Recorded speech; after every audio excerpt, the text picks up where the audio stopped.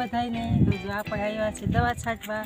આ બાજુ બધે દવા છાંટાઈ ગઈ છે અને હવે છે આપણે 6 આખું છાંટવાની। તો આવો અમારો કપાસ છે। તો કપાસમાં કેવો છે તે કોમેન્ટ કરજો। તો આપણે દવા છટાઈ ગઈ છે અને હવે આપણે જશું બકાલું ઉતારવા, કેમ કે આજે બકાલું વધારે ઉતારવાનું છે। એટલે જો આપણો આવો કપાસ થઈ ગયો છે। આપણે સાતમ મુહૂર્ત પારા ચડાવી દીધા હતા। ચાલો આપણે જઈએ બકાલું ઉતારવા। સામે જે થાંભલે વેલા છે ગીસોડાના વેલા છે અને ઓલી બાજુથી ગલકા આપણે ઉતરી ગયા છે અને આજે થાંભલે આપણે શેઢે ચડાવેલા છે ગીસોડાના વેલા। એક અહીંયા છે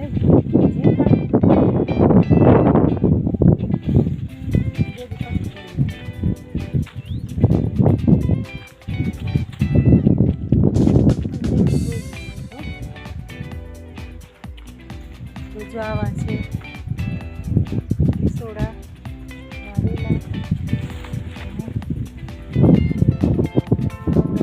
સોડા થઈ ગયા છે ને જો આવા સરસ થઈ ગયા છે કિસોડા અને આવા આંબલા ચડાવેલા છે।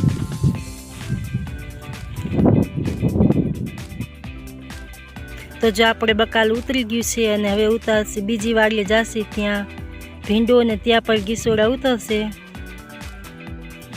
તો આપણે આવી ગયા છીએ હવે જો બીજી વાડીમાં, ત્યાં પણ આપણે આવો સરસ કપાસ છે ને હવે ત્યાં પણ આપણે જઈએ છીએ બકાલ ઉતારવા। એક વાડીમાંથી આપણે દવા છાંટી આવ્યા અને બકાલ ઉતારી દીધું અને હવે આવી ગયા આપણે બીજી વાડીમાં। આવો જો કપાસ છે આપનો।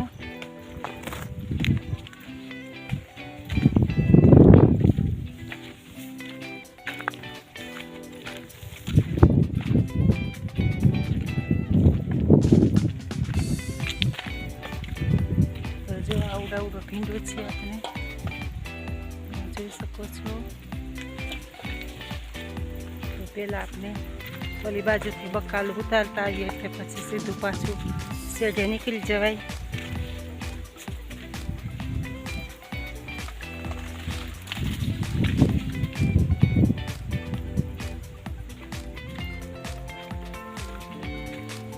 ભીંડો બાકી ને ઉતારવાનો, એક પેલકો ભાગમાં ઉતરી ગયો।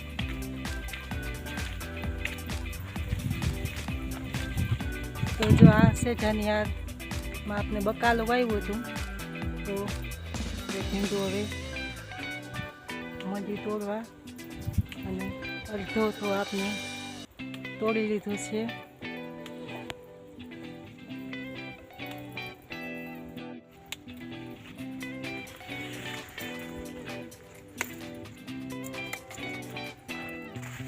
ભીંડામાં હમણાં આપણે દવા છાંટી નથી તો આમાં મોટા જીવડા આવ્યા છે, તો જો ભીંડાના ફૂલ ખાઈ જાય છે।